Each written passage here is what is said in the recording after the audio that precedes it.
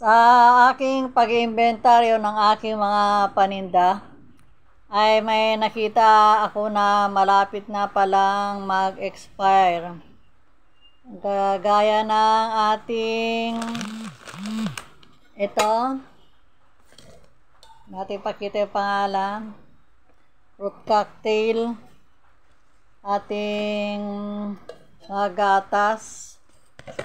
Saka kasama na rin yung ating cheese and ang ating all-purpose cream. Oh my God! Sabay-sabay na ma-expire sila pero sa October pa. Saka meron pa rin ito ating Graham.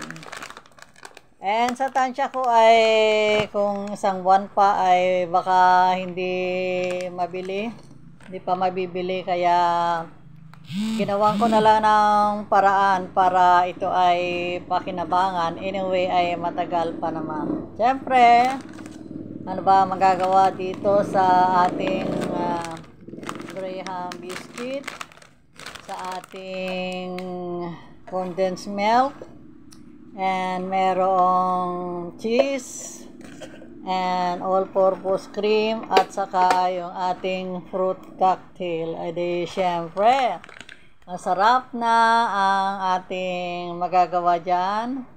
At ito ay ang ating parang na-Alzheimer's na naman ako. Graham. Graham nga pala ang gawin. Kaya sabi ko sa aking anak ay sumong gumawa ng Graham. Sabi niya, oo naman. Kasi pagka tungkol sa ganyan, syempre pinauubaya ko na sa aking anak ang paggawa. Kaya kanina ay ginawa na niya. Syempre madali lang naman pagka Graham, magsama-samahin lang ang mga ganitong mga ingredients. Tinakailangan na iba pang mga mga pampagarbo. Yung ito lang ay tama na. Kaya yaran! Ito na nga ang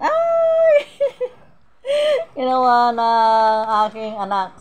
Ito ay palagay na siya sa ref.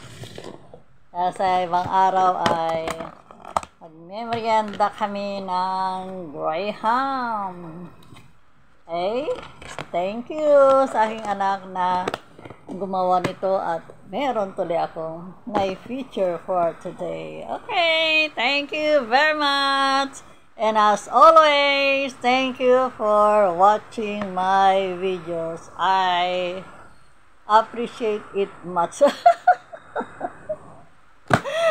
Ang English nawawala sa tono. Kaya bye guys, see you again. Mama.